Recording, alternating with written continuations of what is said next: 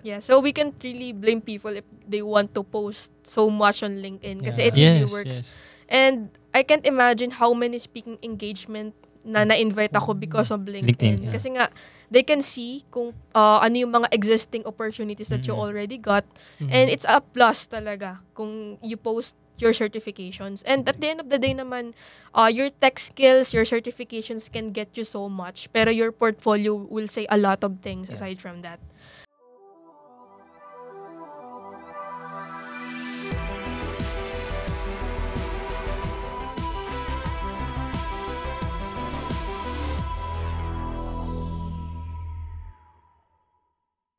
Welcome to Kaka Computer, where tech meets wit and wisdom. And our topic for today is LinkedIn is not lame.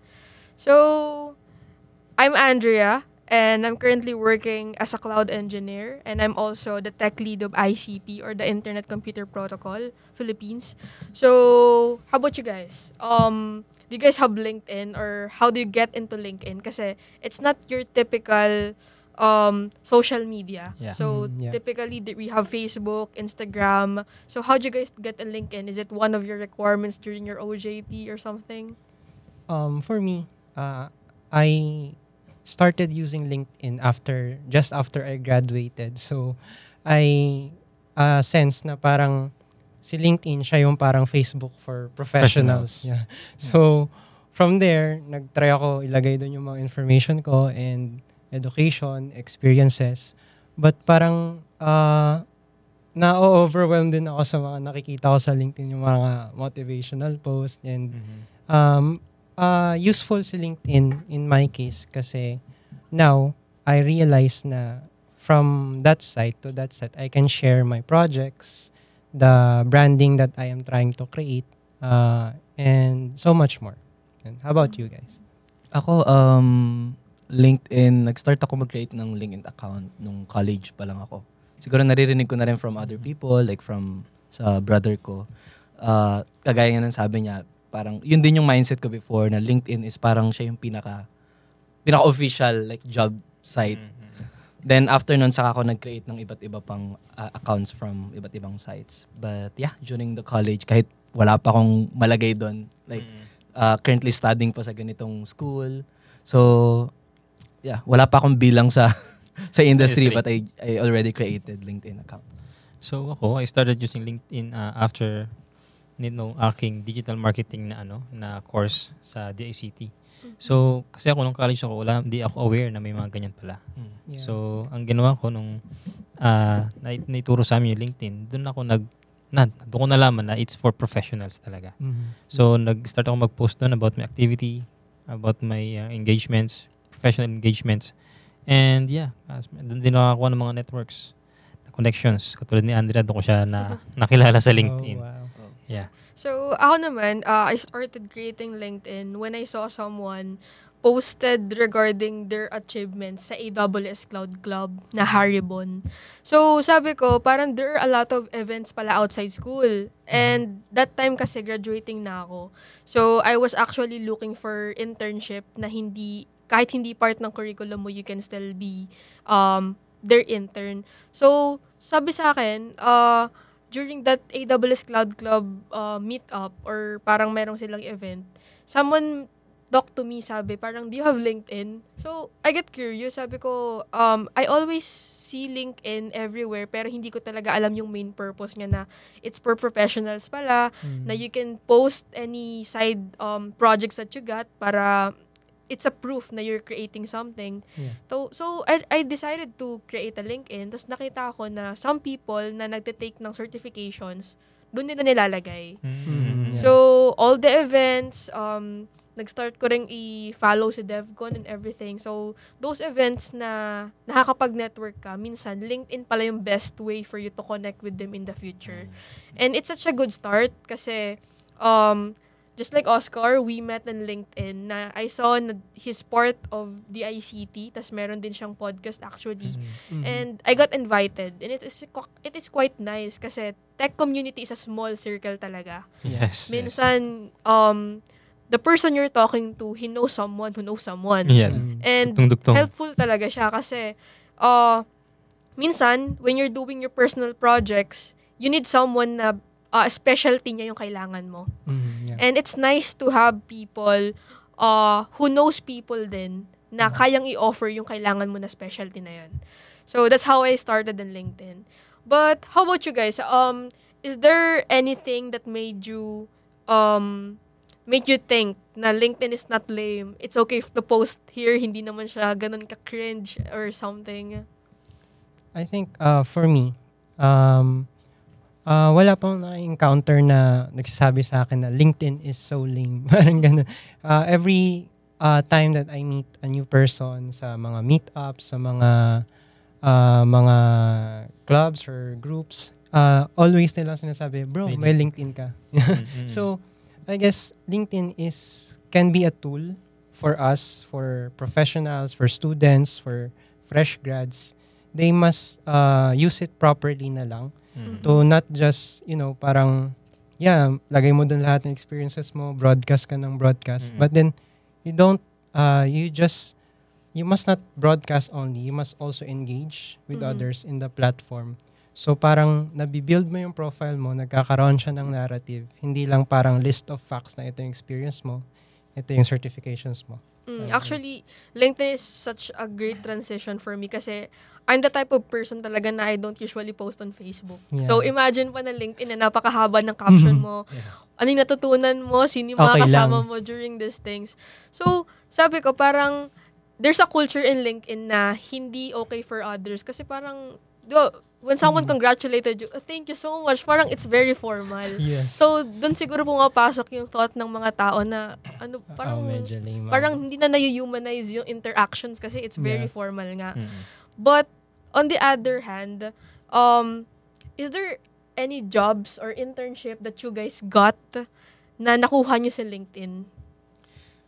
Ako, internship no, but most of my job experience sa LinkedIn ko talaga nakuha. So, yung mga nagme-message na recruiters. Siguro good thing din, though hindi ako yung type ng tao na nagpo-post sa LinkedIn. I'm not against that. Katulad ni Andre, hindi lang talaga ako mahilig mag-post even sa Facebook kahit check yun sa akin. But ang focus ko kasi is magkaroon ng maraming connections. Oh, yeah. So para mas magkaroon ka ng presence. So that's what I did.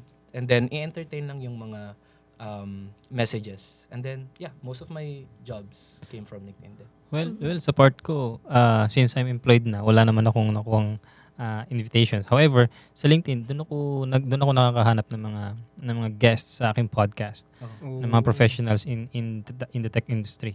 So, ginagamit ko rin siya to connect with government officials kasi nandun din sila eh. Yes. Sa Facebook, napakahirap nilang hanapin. So, for me, as a professional, if you want to connect with them, with the government and other professionals in the tech industry, that's the best way. Doon kasi sa ibang social media outlets, more on talagang socialization eh. Kung ano-ano yung pinopost eh. Diba? Memes. Yeah, memes. Pero meron din mga memes sa LinkedIn. Pero yung mga talaga nagkakaintindihan yung nakaka-relate. Yes. Siguro another thing to add lang din, no? I think LinkedIn is such a good portfolio approach. Kasi when I was applying sa internship, na-notice ko how recruiters appreciate that you guys are doing so much more than school. So, kumbaga, if you can share your projects there, kasi di ba may mga students na, okay, kailangan ko siyang tapusin kasi it's a requirement under one of my courses and dahil sa grades. Yeah. Pero, if you're doing so much more na parang gusto ko siyang i-explore kasi I want to learn something new. Tas nakita siya ng recruiter under your LinkedIn, it's already something. So, I think that's one of the benefits for a fresh graduate. Kasi kapag nag-apply ka ng job, nakikita mo doon na the HR is actually checking your LinkedIn. So, it really works. So, siguro, we just have to consider the perfect approach in posting lang din talaga. Kasi nga, it's a community or it's a platform na everyone's literally watching kung ano yung pinopost mo. So, we have to be cautious. White Cloak Technologies is a custom software development company. They build mobile and web applications. They work with leading brands in banking and real estate. Visit their website at www.whitecloak.com to know more.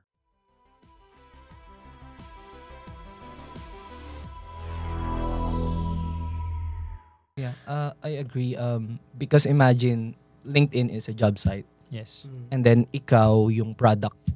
Mhm. Ang customer mo is yung mga headhunters. Yes. Yes, Mga exactly. recruiters. So, mas gugustuhin mo ba na ikaw yung product na simple lang? Mm. Or gusto mong Stand like, out. Yeah, nag-stand Gusto out mo ka. mag-stand out. Yeah. So, yeah. Yeah, so we can't really blame people if they want to post so much on LinkedIn kasi it Yeah. really Yes, works. yes.